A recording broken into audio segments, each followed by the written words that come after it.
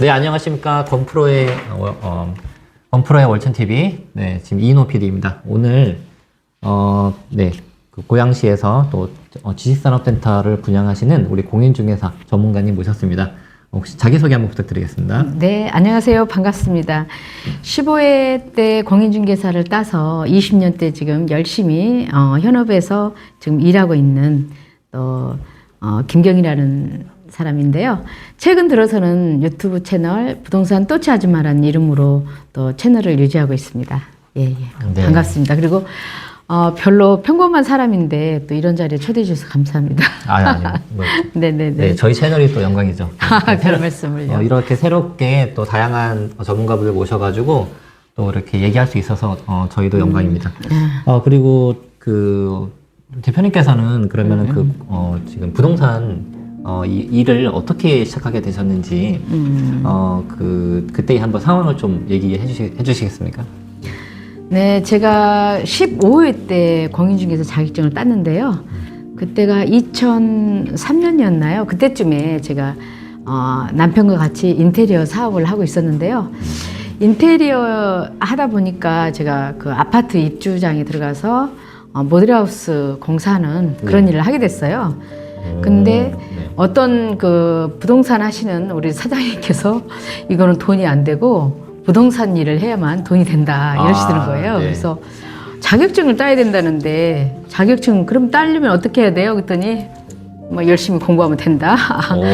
또 예, 자격증을 따기가 만만치 않았을 텐데요. 네네. 그래서 15회 때가 되게 어려운 시험이었는데요. 네. 예, 그때 뭐 한 번에 땄습니다. 역시. 열심히 했습니다. 예. 네, 아니 뭐 이렇게 어느 정도 이렇게 그 전문가로서의 또 준비가 되어 있으신 분이셨나 봅니다. 그래서 네. 자격증 취득하고 또 이제 그러면 그 이후에 취득 후에 어디서 처음에 이제 일을 시작하셨는지? 예, 저는 이제 일단은 부동산 공부하면서 제가 느끼는 건 뭐였냐면 이 공부함으로써 세상에서 사기는 당하지 않겠다. 누구한테 당하지는 않겠다. 그런 마음이었고요. 일단 현업으로 바로 들어가서 했고 재개발 지역에서 일을 했습니다. 그때 당시에 재개발이 막 시작하려고 하는 뉴타운 그때 뭐 많이 개발했었지 않습니까? 그때 시작했어요. 그래서 그때부터 지금까지 뭐 재개발 쪽, 토지 쪽 아니면 재건축 쪽 뭐 상가 분양 쪽, 그 다음에 분양 쪽에서는 분양 대행사 또 대표까지 분양 대행 회사가 있습니다. 그래서 그런까지 했고요. 그 다음에 최근 들어서는 마곡지구에서 네. 제가 마곡지구 초창기부터 2013년부터 거의 한 10년 동안 마곡지구에서 택지 지역 안에서 도시가 어떻게 개발이 되고 어떻게 또 이렇게 시행하고 시공하고 대행 분양이 이루어지는지 그런 거를 다 한번 지켜봤고요. 지금 현재로는 고양시 덕양구에 향동지구라는 데가 있습니다. 수색 바로 옆에 덕은지구, 향동지구가 있는데요. 향동지구 안에서 지식산업센터를 분양을 했었고 지금은 거기에 입주장을 위해서 지금 준비하고 있고요. 지금 전매를 많이 하고 있습니다. 네. 예. 특히 요즘에는 뭐 지식산업센터에 대해서 굉장히 핫하게 움직이는데요. 그쪽 지금 시장에서 일을 하고 있습니다. 예. 전매라는 게 이제 이미 분양받은 거를 다시 이렇게 다른 사람들한테 판다는 그런 개념인 거죠. 예, 그렇죠. 그러면 또 이렇게 상당히 많은 또 고객분들도 이렇게 만나고 예, 그렇죠. 또 예. 이렇게 활동하셔야 될 텐데. 네네. 그러면 실제 그 실무 지금 일은 어떻게 진행하고 계세요? 이제 부동산 하면 크게 주거형하고 수익형으로 나눠지잖아요. 네네. 이제 주거형은 오늘 뭐 얘기할 거는 없을 것 같고 수익형을 얘기하자면 수익형 부동산은 뭐 오피스텔, 상가, 오피스, 지식산업센터, 뭐 호텔까지, 레지던스 호텔까지 굉장히 다양한데요. 제가 오늘 말씀드리고 싶은 거는 이제 지산에 대해서 네. 지식산업센터가 지산이잖아요. 네네. 그리고 제가 잠깐 설명하자면 지식산업센터는 아파트형 공장이에요. 근데 한 10여 년 전부터 건축법이 조금 바뀌면서 이름이 좀 바뀌면서 지식산업센터로 지금 변명이 됐는데요. 최근 들어서 한 5, 6년 전부터 굉장히 핫했습니다. 그래서 이 시장 안에서는 엄청난 부를 이룬 사람들도 많고요. 그렇습니다. 그래서 일단 분양 시장에서는 2, 3년 전부터는 분양 시장이 너무 핫해서 분양을 받고 싶은 사람들도 돈 들고 줄을 서야만 받을까 말까 하는 그런 시장이었거든요. 그만큼 돈이 몰렸었어요. 네. 근데 지금 현재로는 뭐 너무나 잘 아시다시피 부동산이 지금 전체적으로 저점이잖아요. 네. 저점이다 보니까 여기도 지금 많이 다운돼 있고 그렇습니다. 예. 그러면 그 분양 그 시장에서 돈을 이제 좀 버신다는 분들은 네네. 어떤 형태로 돈을 이렇게 수익을 낼 수 있는 건지 네. 그 어떤 게 있을까요? 수익을 낼 수 있는 거는 잠깐만요. 네네. 지금 이게 전화가 와서 받으세요. 차 때문에 그런 거. 받으세요. 예. 저 편집하면 예, 그죠? 여보세요? 네. 예, 차요. 예. 예, 예. 아이고, 죄송합니다, 대표님. 예, 여기 있습니다. 네, 다시. 네, 지금 아까 다시요. 방금 그 대표님께서 그 이제 주식산업센터를 통해서 우리가 투자 수익을 낼 수 있다. 근데 이제 어떻게 하면은 이제 그 수익을 내는 형태가 어떻게 이제 수익이 나는지요? 예, 예. 이제 지산하면은 일단 그 기업 하시는 분들이 이렇게 들어가서 기업을 편안하게 할 수 있게 그런 목적으로 지어진 건물이 지산이거든요. 네. 그런데 10여 년 전부터 법이 바뀌면서 기업 안에도 투자자도 지금 분양을 받을 수 있는 그런 걸로 바뀌었어요.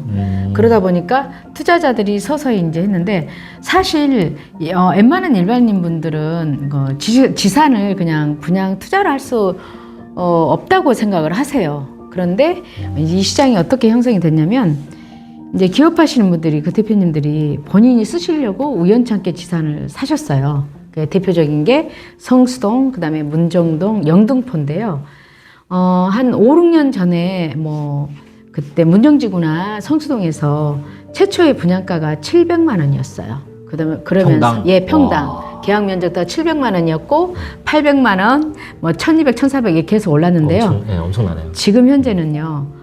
지금 저점이잖아요. 네네. 그래도 성수동 같은 경우에는 평당 3,500까지 찍었습니다. 야, 그럼 거의 아파트 예. 주택 가격이랑 예. 엄청 많이 그리고 올랐네요. 그러니까 3배, 4배가 기본으로 오른 거예요. 네. 근데 그 대표님들이 우연찮게 본인이 쓰시려고 이걸 샀는데 네.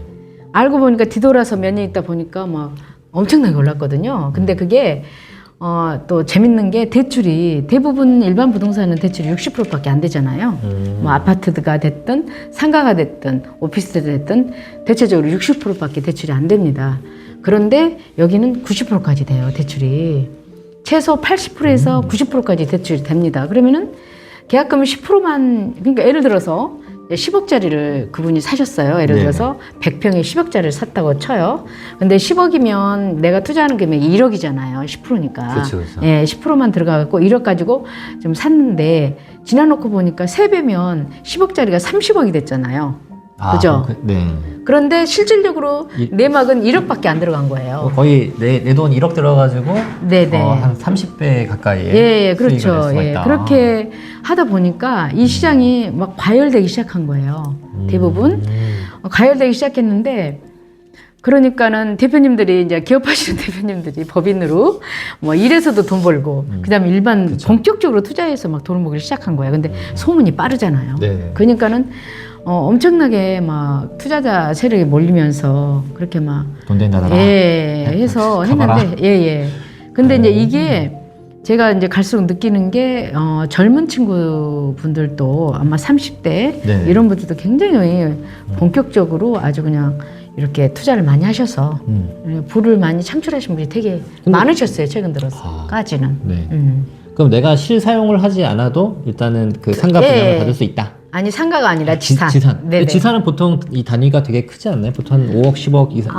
그렇지 않습니다. 이제 지역에 따라 네네. 다르고요. 그다음에 네. 어디는 다르겠으나, 네네. 네, 평수가 작은 거는 2, 3억짜리도 있고 많게는 수십억짜리도 있는 건 사실이에요. 그렇죠. 근데 이제 서울 지역은 분양가가 너무 많이 올랐습니다. 많이 올랐고 왜냐하면 그렇게 거래 가격이 높으니까 분양가가 올랐고 또 너무나 또 이렇게 이렇게 잘 분양이 되다 보니까 사업을 또 많이 하는데 땅값이 올랐을 거 아닙니까? 토지 가격이. 네. 그러다 보니까 이제 분양가가 계속 오르고 있는데요.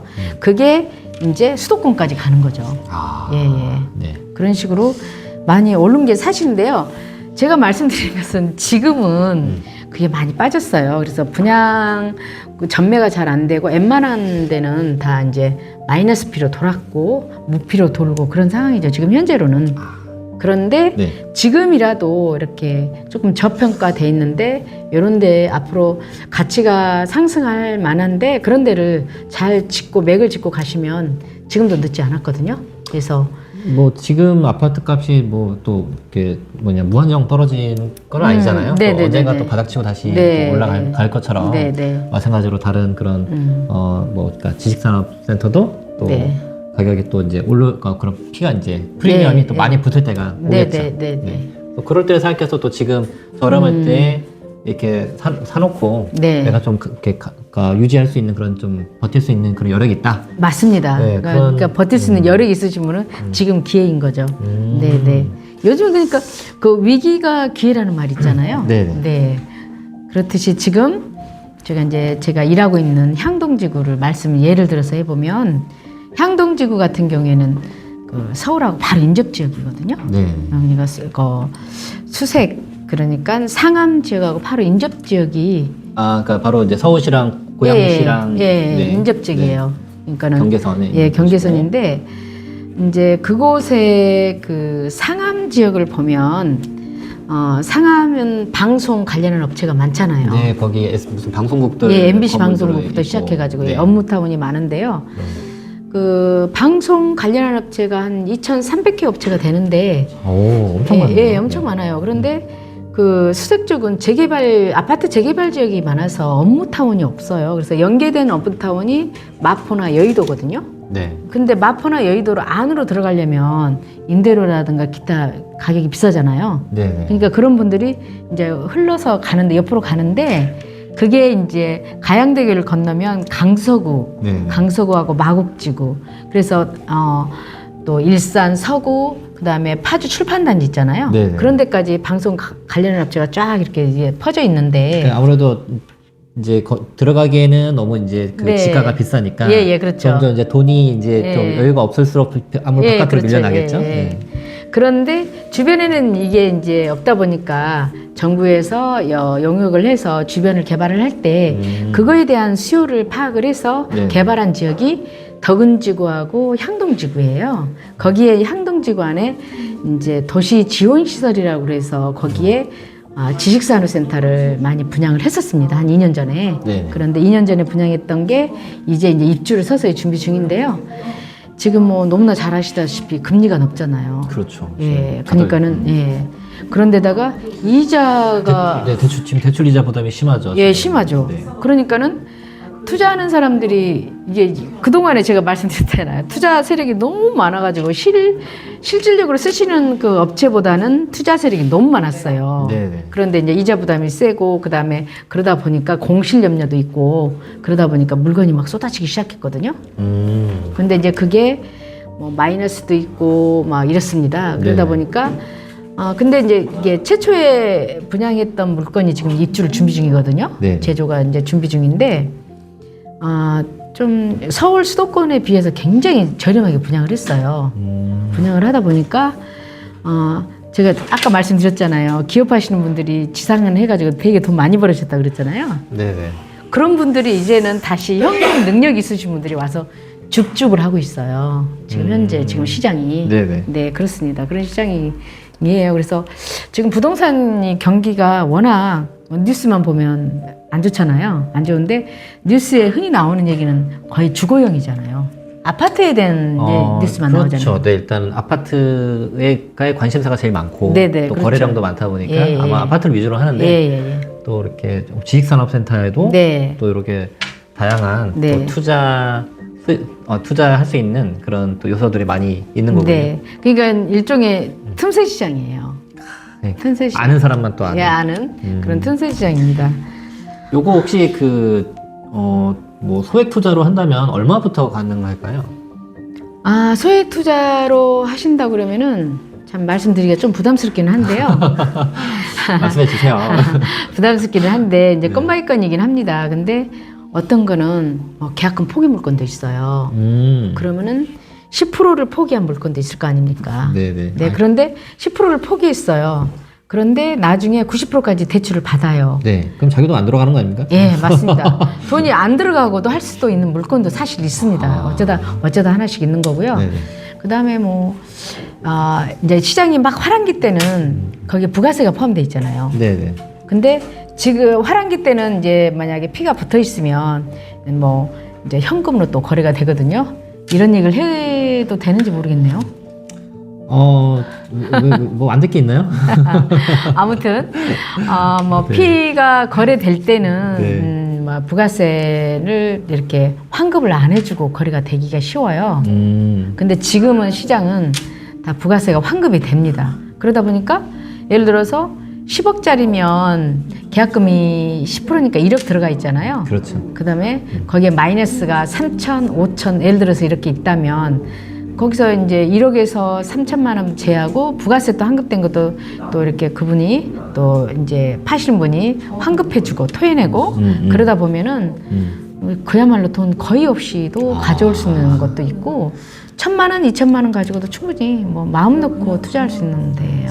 네. 근데 이런 그 진행이나 어떤 정보들을 제대로 잘 아시는 이런 또 전문가님을 찾아가야 이게 가능하겠네요. 네, 그렇긴 하죠. 그렇긴 한데 네. 일단 이제 첫 번째 또 긍정적으로만 얘기를 할 수는 없잖아요. 또 네네. 부정적인 면도 봐야 되잖아요. 그거는 이제 약간 현금 능력이 있으셔야 되고 견딜 만한 능력이 있어야 된다고 보는 게